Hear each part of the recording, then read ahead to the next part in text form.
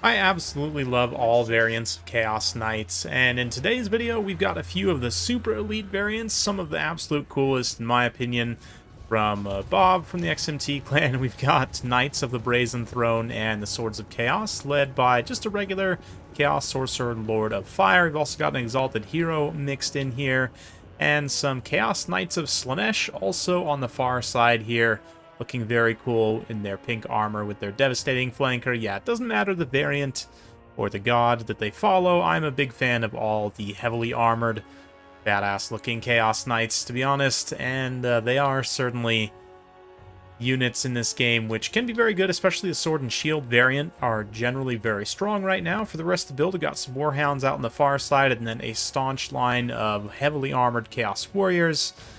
Just 5 of them, and some more Poison Warhounds. So relatively narrow and tall build here, with the Chaos Warriors not being super elite, but still a very solid backbone.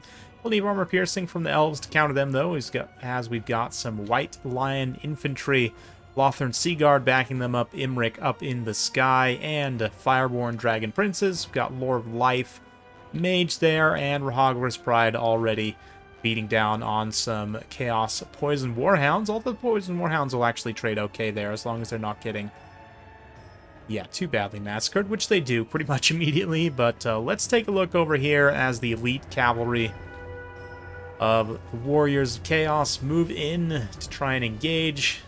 Ooh, will they actually be able to catch Dragon Princes flat-footed? It does look like Fireborn are going to get their countercharge, but that does lead them straight to the jaws of the Elites of Chaos here. I like the pick of Lore of Fire for direct synergy as well, with both the Swords of Chaos and Knights of the Brazen Throne. We see them get a Cascading Fire Cloak up to 82 weapon strength, plus the Kindle Flame, of course. Tormentor Sword also briefly popped from the Chaos Sorcerer Lord. It's an item that's a very short, hard snare, but can be very good for a quick timing push like that.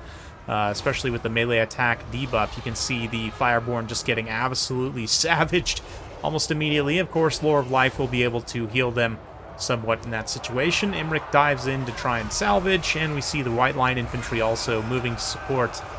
But a significant amount of damage already done just in that short amount of time. But yeah, I like the pick of Lore of Fire in particular. The Lore of Nurgle also could be a decent choice for supporting this amount of elite cavalry, but again, the fire synergy is quite strong. Tormentor Sword was quite good, although the Sorcerer Lord of Fire getting beat up pretty heavily by Imric has to just run away. Nice Burning Head in the back line and those Lothern Seaguard, and a nice 1-2 punch with the Knights of Slaanesh and the the Poison Warhounds smashing through these Lothern Seaguard backline. Front line is going much better for the High Elves, of course. White Line Infantry generally trading pretty good, especially with Dragonhorn, but quick rear charge from the Knights of the Brazen Throne will just smash one engagement in half and lead to the demise of many boneheads, as I'm sure the Warriors of Chaos call the High Elves. That's canon in my mind now, and you can't change it. Anyway, Imric trying to find his place here. The battlefield is fairly well spread out as the Elves are being assaulted on all fronts. That said, Rahagwar's Pride, I guess, must have got tangled up with the Chaos Knights of Slaanesh. They are coming back to try and pick away at the edges here. Imric, of course, is an absolute battleship, so as long as he's still alive, there's significant threat to this Warriors of Chaos build, but certainly the Hammer and Anvil is kind of across the field here. We've seen with pretty much every single unit of Knights. Again, despite being the Sword and Shield variant, still are quite strong. The Slaanesh ones, with that 44 charge bonus getting doubled by a devastating flanker. Up to 88, which is higher than the regular Shock Cavalry variant, right? You got the Knights of the Brazen Throne here, temporarily up to 100 charge bonus with their Murderous Charge ability, also extra mass, and Terror in particular being an issue for the High Elves. So yeah, things are looking grim in many respects, but Imric and the caster are still alive quite critically with some support infantry as well. So let's see how they continue to grind it out here. I mean, Imric certainly has the power to just kill these elite cavalry models outright and start to thin their numbers, but he can only be in one place at one time, unfortunately. But yeah, the Swords of Chaos here taking significant damage. It does look like Fireborn were able to come back, and I don't know how much they're actually going to be affecting things here, given these are actual Chaos Warriors and not just lighter infantry. They themselves lacking in armor piercing. Honestly, probably could be given the monster cavalry treatment as Grail Knights did, and that would be appropriate and make them much more effective. Be a nice buff for the High Elves, honestly, but as it is, having to rely heavily on Imric himself, which is not always the best situation to be in. Imric obviously quite powerful, but yeah, the Fireborn once again getting surrounded. Slaanesh Knights behind, it's never a good time. Well, depends on your perspective, I guess. Maybe if these were Dark Elves, they would enjoy it a little bit more, but yeah, unfortunately, that breath attack from Imric could have been absurdly juicy. Actually, largely targets the open field where most of the knights are not. Maybe just waiting like a half second for the rest of the Knight's Brazen Throne to connect there. If that would have hit all of these cavalry models, that would have done an obscene amount of damage. As it is, though, Imric holding the pocket. A little bit of Awakening of the Woods. Not going to do too much damage.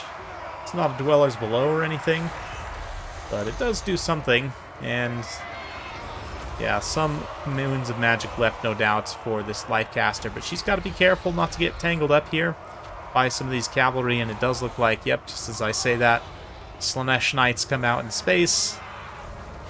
Exalted Hero also still is quite healthy, supporting the leadership of these units, and what's that item there? Doom Totem, yeah, -4 leadership for enemies nearby is quite nice. Synergizes well, obviously, with the terror of those Knights of the Brazen Thrones. There's another Awakening of the Wood trying to slow these units down as they pursue Lifecaster, allow Imric, who has taken actually relatively little damage, surprisingly, and able to heal through what damage he has taken for the most part. But in this long-term grind fight, I don't know, maybe the Knights of the Brazen Throne, especially in those Swords of Chaos who actually have proper armor-piercing damage, it's not looking great. Imric actually starts to drop fairly quickly there as they specifically target him, at least with that charge bonus active. Of course, once the charge bonus wears off, they're not going to be as effective, but still, Knights of the Brazen Throne, 6250 with that 105 charge bonus. Just absolutely absurd stats. And with the caster shattered, everything else starting to shatter, it's looking fairly grim. He's down below 50% HP. Star Lance active, and I mean, certainly was able to do a lot of damage in return, but all three of these elite cavalry for Warriors of Chaos online, and still combat effective. I mean, now down below quarter HP for the Knights of the Brazen Throne, but still plenty of unimodels online, plenty of weapon strength. Rick's going to decide to throw in the towel there, so very fun one from Bob. Big thanks to him for sending that one in. And it's interesting to see just how effective these knights are in particular. I mean, even the regular Chaos Knights of Slaanesh, obviously a little bit more expensive than your bog standard Undivided Chaos Knights.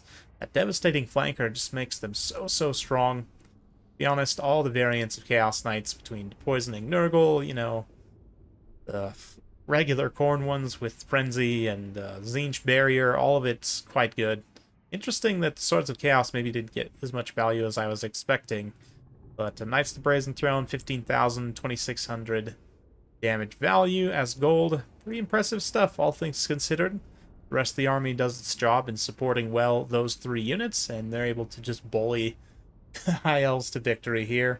Imric pays for himself, pretty much, which is typical. But the rest of the build, I mean, obviously lacking a little bit in anti-large.